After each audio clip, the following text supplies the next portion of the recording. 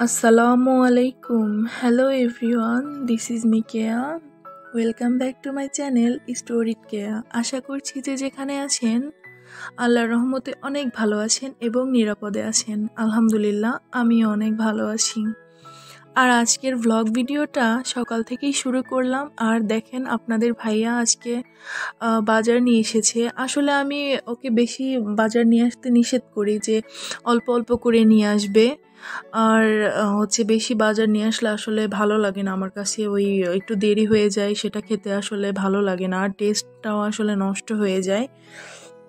যতই ফ্রিজ থাকুক না কেন তবুও আসলে আমার মনে হয় যে টাটকা জিনিস খাবার মজাই আলাদা, তাই না? আর এই তো দেখেন আপনাদের ভাই আজকে অনেক বাজার নিয়ে এসেছিল, মাছ, ডিম আর সবজি। তারপরে দেখেন বাবা মেয়ের ভালোবাসা, মাশাল্লাহ। ও মানে একটু কান্নাকাটি করছিল, ওর বাবা ওকে খুব আদর করছিল কোলে নিয়ে।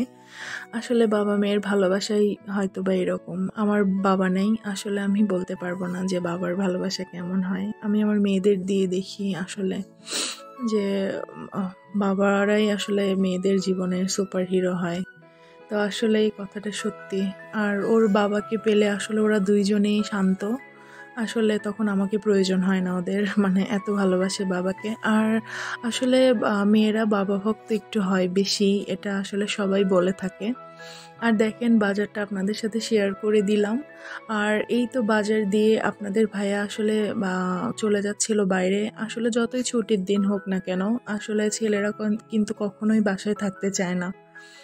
আর এই তো আমার ছোট সদস্য দেখেন, মানে তার স্বাধীনতাতে কেউ মানে হস্তক্ষেপ করলে সে মানে প্রচণ্ড রেগে যায়, কান্নাকাটি, চিৎকার চেঁচামেচি শুরু করে দেয়। আসলে পরিবারের মানে সদস্যগুলাই হয়তো এরকম হয়, আমার মেয়েকে দিয়ে আমি দেখি। আর এই তো এখানে আমি থালাবাটি আসলে মেজে নিচ্ছিলাম, আজকে একটু থালাবাটিটা একটু বেশি হয়ে গেছিলো। আর আমি যখন যেটা পারি করে রাখি, আসলে আমার কোনো হেল্পিং হ্যান্ড নাই, আমি নিজের কাজ নিজে করতেই পছন্দ করি। আর আমি সব কাজ প্রায় একাই করি। আর আপনাদের ভাইয়া কিন্তু মাশাআল্লাহ অনেক হেল্প করে আমায়। আর এই তো লাইফে আসলে মানে ভালো থাকতে গেলে মানে নিজের মতো করেই আসলে বাঁচা উচিত। মানে কারো কাছে আপনি জঘন্য, আবার কারো কাছে নগণ্য, আবার অনেক ক্ষেত্রে দেখবেন আপনি আবার কারো কাছে সব কিছু জীবনের। আবার আরেকটা কথা কি জানেন তো, গাধার নাম যতই ঘোড়া রাখা হোক না কেন, সে কিন্তু কখনোই ঘোড়া হয় না। ঠিক তেমনি অন্য কারো জাজমেন্টে আপনার মূল্য কিন্তু এক ফোঁটাও কমবে না। আলোর ব্যাপারে কিন্তু কখনোই সোনা চিনে না। কারো কাছে আপনি দেখবেন অনেকটাই বোকা, এবং কারো কাছে আপনি অনেক ন্যাকা, আবার কারো কাছে দেখবেন আপনি খুবই অহংকারী। আসলে আপনি কোনোটাই না, আপনি তার কাছে ঠিক সেই রকম যে আপনাকে ডিজার্ভ করে, ঠিক সেই রকম। সব শেষে দিন শেষে আপনি আপনার একটু ভালো একটু মন্দ, দিন শেষে সবাইকে ভালো রাখতে গেলে দেখবেন সবাই ভালো আছে, কিন্তু মাঝখান থেকে আপনিই ভালো নেই। আসলে একটা মানুষ মানে কখনো কারো প্রিয় হতে পারে না, এই কথাটা একদমই সত্যি কথা, তাই না? আর এই তো দেখেন আমি থালাবাটিগুলা পরিষ্কার করে এই তো একটা ডিশের মধ্যে রেখে দিচ্ছিলাম পানিটা ঝরানোর জন্য। আমি আসলে এভাবেই কাজ করে থাকি। আর থালাবাটি এরকম মেজে পরিষ্কার করে ধুয়ে একটা বোলের মধ্যে রেখে দেই যাতে পানিটা ঝরে যায়। আর এইভাবে পানি সহকারে রাখলে আসলে বাকিটা থালাবাটিও নষ্ট হয় আমার মনে হয়, তাই আমি এই কাজটা প্রতিবারেই করার চেষ্টা করি। আর কাজ করতে করতে আমার এক প্রতিবেশী আন্টি আমার বাসাতে আসলো। দেখেন তার নাতি ছেলে এটা, তারও একটাই সন্তান, আর তার মেয়ের ছেলে এটা।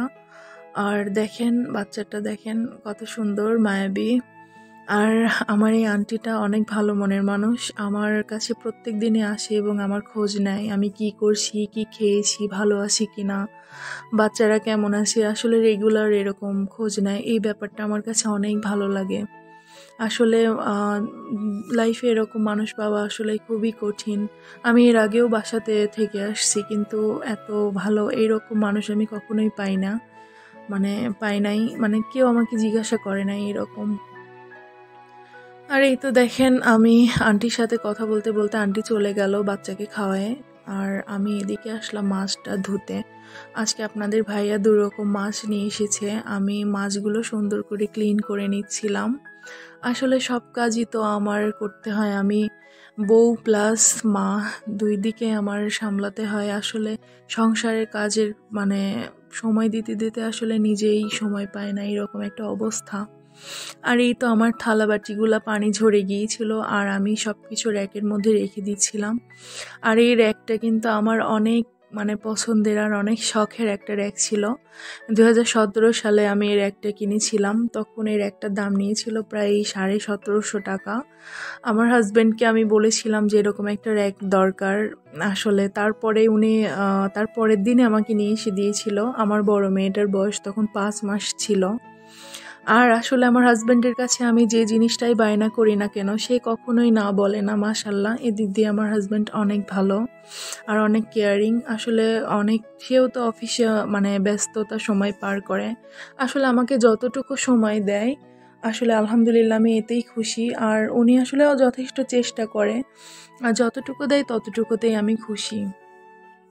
আর এখানে দেখুন আমি দুধ জাল দিয়ে নিচ্ছিলাম, আবার ফ্রিজ থেকে বের করে নিয়েছি। আর এখানে প্রায় 1.5 কেজি দুধ। আসলে ডেইলি আমি দুধ জাল দিই, আমার ছোট বাচ্চাটা আছে। আর দেখেন এরই ফাঁকে আমার বড় মেয়েটা ওড়না দিয়ে শাড়ি বানিয়ে পরছিল। আসলে মেয়ে বাচ্চারাই মনে হয় এরকম, তাই না? আমার এই মেয়ের কাণ্ড কারখানা দেখে আমার সেই ছোটবেলার কথা মনে পড়ে গেল। আমার আম্মুর ওড়না দিয়েও আমি না এরকম শাড়ি পরতাম ছোটবেলায়। তারপরে এই তো এসে দেখেন আমি দুধটা জাল করে নিচ্ছিলাম। আর দুধটা জাল করার ফাঁকে ফাঁকে এখানে আমি ডাইনিং টেবিলটা আসলে মুছে নিলাম। আর আমি রান্নার ফাঁকে ফাঁকে কাজ করি। আর দেখুন এর ফাঁকে আমার দুধটাও বলক উঠে গিয়েছিল। আর ভিডিওর মাঝখানে একটা কথা আপনাদেরকে বলে দিচ্ছি, আমার ভিডিওটার কোনো অংশ যদি আপনাদের একটু ভালো লেগে থাকে তাহলে আমার চ্যানেলটা সাবস্ক্রাইব করবেন এবং পাশে থাকা বেল আইকনটিতে ক্লিক করে দিবেন। আর যারা অলরেডি এই কাজটা করেছেন তাদেরকে জানাচ্ছি অসংখ্য ধন্যবাদ। আর দেখুন আমার বড় মেয়েটার আগামীকালকে পরীক্ষা, সে পড়ছিল। আর তখন প্রায় আসলে মাগরিবের সময় হয়ে এসেছিল। আমার ছোট মেয়েটা সারাদিন আসলে কান্নাকাটি করছিল। আজকে কেমন যেন খুবই আসলে জিদ করছে আমার সাথে। আর এই তো সে বেচারি ক্লান্ত হয়ে হয়ে বিকেলবেলা আসলে ঘুমিয়ে পড়ছিল ওই সন্ধ্যার একটু আগে। আর আজকে একটু নখ কেটে গেছিল। বাবা, কি যে আহ্লাদ নিছে আমার কাছে, আমি বলে বোঝাতে পারবো না। আমি তো শুধু হেসেছি আমার মেয়ের কাণ্ড কারখানা দেখে। তারপরে এইগুলা করতে করতে আমার মেয়েটা ঘুমিয়ে গেল দেখেন। আর এদিকে দেখেন সন্ধ্যা নামা প্রায় অবস্থা। আর আকাশটা দেখছিলাম, মনে হচ্ছিল যে একটু মেঘলা মেঘলা এরকম লাগছিল আসলে। আর এই তো আমি চারপাশটা ঘুরে দেখছিলাম, বিকেলের ঠান্ডা হাওয়া আসলে অনেক ভালো লাগে আমার।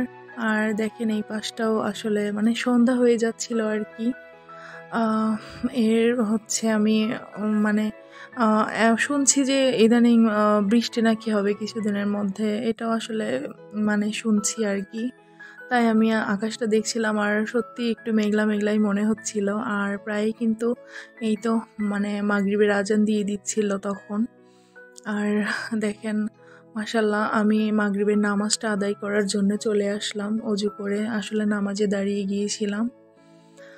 এই তো নামাজ পড়ছিলাম। আসলে নামাজ পড়া তো আমাদের জন্য ফরজ। মুসলিম হিসাবে আসলে আমাদের 5 ওয়াক্ত নামাজ আদায় করা উচিত। আসলে নামাজ বেহেশতের চাবি, তাই তো। আর এই দিকে দেখেন আপনাদের ভাইয়াও নামাজ আদায় করে মাশাআল্লাহ সে রেডি হয়ে বাইরে চলে গেল। আর যাওয়ার সময় আমাকে মিষ্টি করে টাটা দিয়ে গেল মাশাআল্লাহ। আমার হাজব্যান্ডটা অনেক ভালো, সবাই দোয়া করবেন আমার হাজব্যান্ডের জন্য, আল্লাহ যেন তাকে নেক হায়াত দেন, ভালো রাখেন। আর এই তো বিকেলবেলা আমি একটু আসলে আমার প্রচণ্ড ঠান্ডা লেগেছে, গলাটা আটকে যাচ্ছে, ভেঙে যাচ্ছে, তাই জন্য আজকে আমি একটু আদা চা বানিয়ে নিলাম। আর এই তো আদা চা বানাতে বানাতে আসলে মেয়ের কাছে আসলাম।